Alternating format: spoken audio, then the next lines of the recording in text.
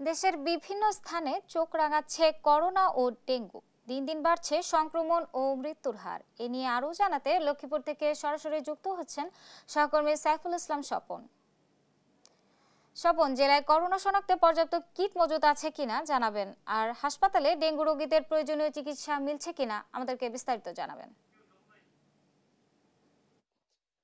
পার্বণ, আপনি যেমনটা জানতে চাচ্ছেন যে লক্ষ্মীপুরে করোনা রোগীর করোনার কিটের পরিমাণের কি অবস্থা আছে এবং করোনার চিকিৎসা সেবা কি চলতেছে।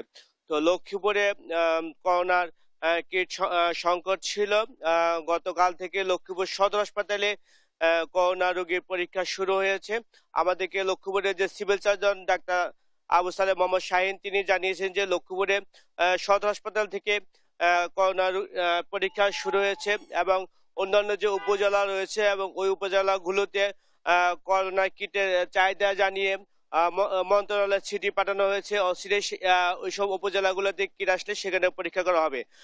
গতকাল লক্ষ্মীপুর সদর হাসপাতালে 2 জন করোনা রোগীর পরীক্ষা করা হয়েছে এবং এছাড়া লক্ষ্মীপুরে আজ থেকে করোনা রোগীর পূর্ণদমে পরীক্ষা শুরু হবে। এছাড়া রয়েছে যে লক্ষ্মীপুরে ডেঙ্গু জ্বরের বিষয়।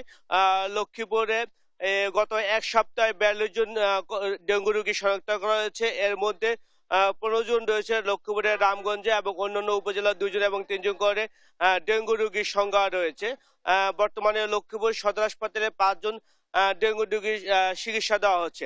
এখানকার যে লক্ষ্মীপুর সদর হাসপাতাল হচ্ছে বাংলাদেশের একমাত্র 100 শয্যার হাসপাতাল। বাংলাদেশের সবগুলি হাসপাতাল 8 শয্যা হাসপাতাল এবং 2020-এ যখন করোনা রোগের সংখ্যা বৃদ্ধি পায় তখন এখানকার যে একটি ফ্লোরকে করোনার ইউনিট ঘোষণা করা হয়। বর্তমানে ওই ইউনিটটি আইসিইউ তে রয়েছে এবং আইসিইউ হওয়ার কারণে এখানে বর্তমানে রোগীদের একদম গাদাগড়ি করে থাকতে হচ্ছে। বা তার পার্শ্ববর্তী প্রায় 8 শয্যার যে নতুন ভবনটি তৈরি করেছে, এই ভবনটি হ্যান্ড ওভার না করার কারণে এখন রোগীরা খুবই কষ্ট হচ্ছে। যদি করোনা রোগীর সংখ্যা বৃদ্ধি পায় তাহলে লক্ষ্মীপুর সদর হাসপাতালে করোনা রোগীর চিকিৎসা দেওয়া খুবই কষ্টসাধ্য হয়ে পড়বে।